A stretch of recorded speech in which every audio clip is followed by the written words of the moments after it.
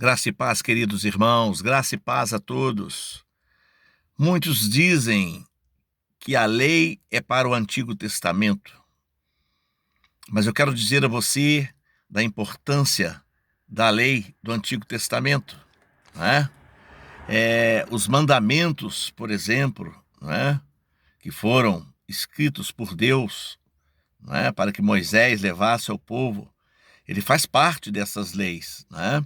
E são leis que formam o caráter do homem, que forma a dignidade do homem.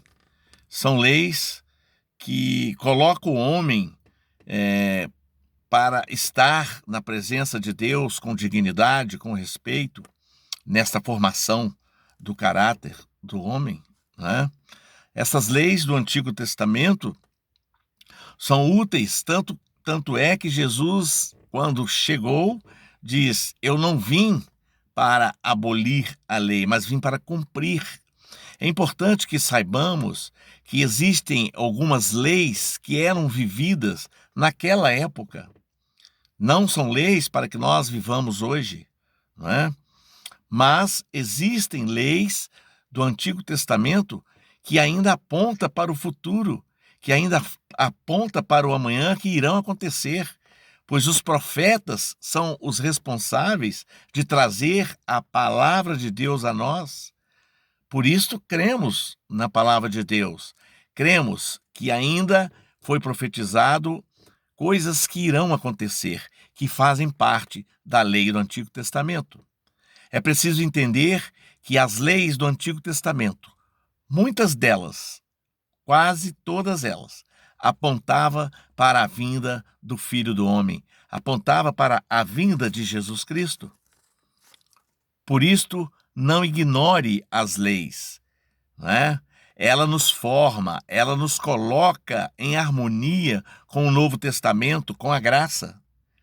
Por isso é preciso respeitar, por isso é preciso estudar, buscar conhecimento. O meu povo perece por falta de conhecimento, diz a palavra de Deus. Sabe, irmãos? É preciso ter cuidado quando alguns pastores dizem que as leis não é mais para o nosso tempo.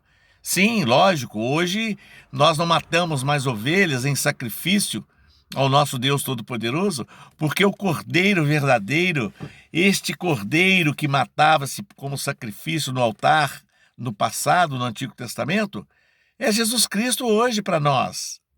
Ele é o Cordeiro verdadeiro, não é? Assim como o pão ázimo. O que quer dizer pão ázimo? Sem fermento. Sem fermento quer dizer o que para mim e para você? Sem pecado. Jesus é o pão da vida, Jesus é o pão ázimo, sem pecado. Sabe, queridos? É preciso, então, estudarmos a palavra de Deus, para que assim possamos entendê-la, para que assim possamos avaliar tudo que nos fala. Busque conhecimento, queridos irmãos. Busque ler, estudar, meditar a palavra de Deus.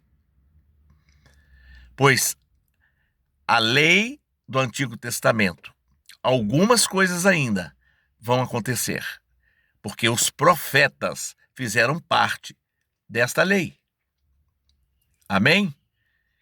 A importância de estudar a palavra de Deus, de buscar o conhecimento, para que assim possamos fortalecer a nossa alma, possamos fortalecer o nosso espírito e entendermos como é a palavra de Deus.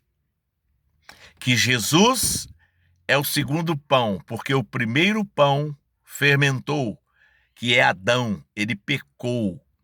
Então Deus já fazia parte dos planos de Deus, que ele mandaria o seu filho como o pão ázimo sem fermento, sem pecado. Por isso, creia na palavra de Deus sempre. Estude sempre a palavra de Deus.